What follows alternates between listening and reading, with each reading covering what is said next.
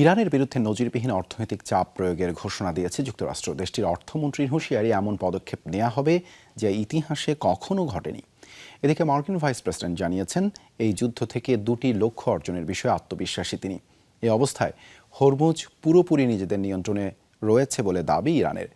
বৃহস্পতিবারও প্রণালীটিতে দুটি নৌযানে হামলা চালিয়েছে IRGC। ইরানের পররাষ্ট্রমন্ত্রীর দাবি, হরমুজ নিয়ে ভুল হিসাব নিকাশ করছে যুক্তরাষ্ট্র।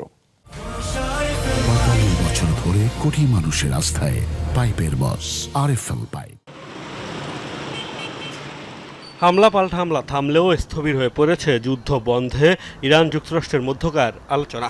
গুরুত্বপূর্ণ জলপথ হরমুজ কার্যত বন্ধ থাকায় বাড়ছে জ্বালানি সংকটের বৈশ্বিক উদ্বেগ। এমন পরিস্থিতিতে হরমুজকে আগের অবস্থায় ফিরিয়ে এনে তেল গ্যাসের দাম স্থিতিশীল রাখাকে যুদ্ধের দুটি লক্ষ্যের একটি বলে জানিয়েছে মার্কিন ভাইস প্রেসিডেন্ট জেডি ভান্স। আর তাদের অন্য লক্ষ্য ইরানকে পারমাণবিক অস্ত্রের মালিক না হতে দেয়া।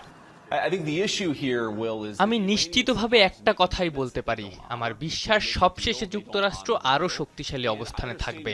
ইরানের হাতে কোনো পারমাণবিক অস্ত্র থাকবে না। হরমুজ প্রণালীর পরিস্থিতি এমন অবস্থায় ফিরে আসবে যেখানে আমেরিকান জনগণের জন্য তেল ও গ্যাসের দাম স্থিতিশীল থাকবে।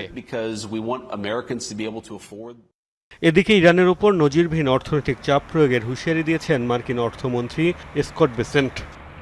চোখ রাখুন, আগামী সপ্তাহে আরও ঘোষণা আসছে। আমরা এমন সব পদক্ষেপ ও অর্থনৈতিক নিষেধাজ্ঞা আরোপ করতে যাচ্ছি যা ইতিহাসে আগে কখনো দেখা যায়নি। হরমুজ এখনো পুরোপুরি নিজেদের নিয়ন্ত্রণে রয়েছে বলে দাবি ইরানের। IRGCর অনুমতি ছাড়া কোনো জাহাজই জলপথটি পাড়ি দিতে পারবে না বলে হুঁশিয়ারি দেশটির। গোয়েন্দা ব্যর্থতার কারণেই হরমুজ নিয়ে ভুল হিসাব নিকেশ করেছে ওয়াশিংটন, এমন দাবি করেছেন ইরানের পররাষ্ট্রমন্ত্রী আব্বাস আরাকচি। বৃহস্পতিবার হরমুজে সংযুক্ত আরব আমিরাতের মালিকানাধীন দুটি জাহাজে হামলার অভিযোগ উঠেছে। মোস্তফা মাহমুদ, যমুনা নিউজ।